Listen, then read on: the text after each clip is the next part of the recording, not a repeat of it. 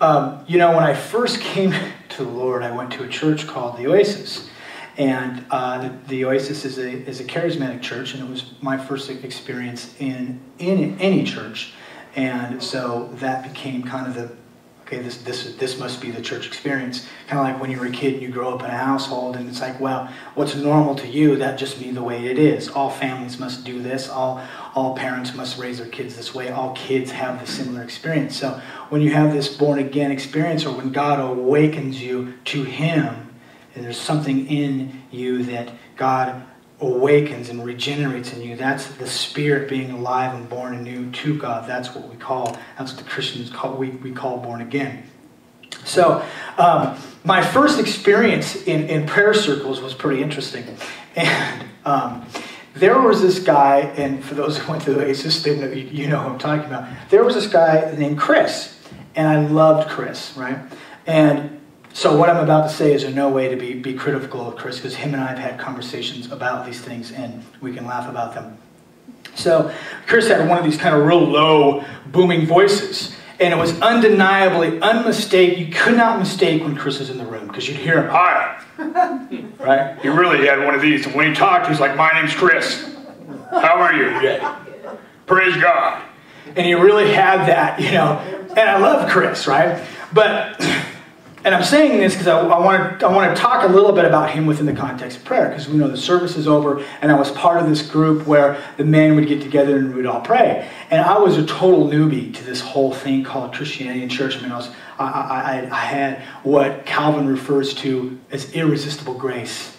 There was something that I absolutely knew to be true, knew to be God. So even though I had more questions than answers, I'm still standing in the circle, and I'm digging the process. I know God's real. I know He's here, and this is a good thing.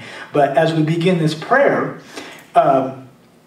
Chris goes, "And Lord," okay, "we seal it to our hearts. Okay? We seal it to our minds, God. We seal it." So, and I'm listening to this because, like I say, I don't know anything about praying. And I'm listening to this and I'm thinking, okay, seal it. I guess. I'm not really tracking with you on the sealing thing, but if that's what are we supposed to seal things? Okay, good. Okay, I'm with you. So let's seal some stuff. And Lord, do you remember that? Now, Chris was he's just a beautiful human being. And he was one of those guys who was really honest with himself, and he was really honest with others. Moreover, he was honest with God. And so when he came to God, you got the sense that even though he was struggling in his own way to get his head and heart around some of these things that we do within the context of the church and Christianity, he was very much of a person that you could look to, and you knew there was a genuine experience that he was having, and his heart for God was real. He wanted to experience God in a real way. And he stood up, and because it was an Overcomers thing, wasn't it? So it's like a kind of a 12-step thing. So everyone's kind of going up and saying their little thing about what they're getting out of this, and how they're growing, and some of the things God's showing them and the strides they're making. And so Chris stands up and he goes, "I'm Chris, and I'm learning to be human." Okay? Now, of course, everyone laughs. Okay? And he laughs too, right? But that was the beautiful thing about him. And and what he is saying in this is, I'm learning to be real. Okay? I'm learning to be genuine. Because being real in Christendom is not always something that you see.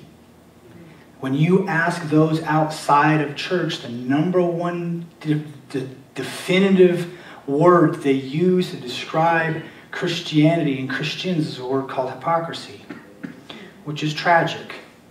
It means that it's something there that's not genuine. It's not that there's something there that's not real. And many times this can creep in to our praying. We learn a formula. We learn this is the way that we must pray. And we approach God and we approach others with, this is what I've learned. And some of those things are good things. Some of those things are important, things that we hold on to, and I'll define those things in a moment. And some of the things that we hold on to, we use, actually do not cause us to really experience a dynamic, a relationship with God, nor does it bridge the gap between others.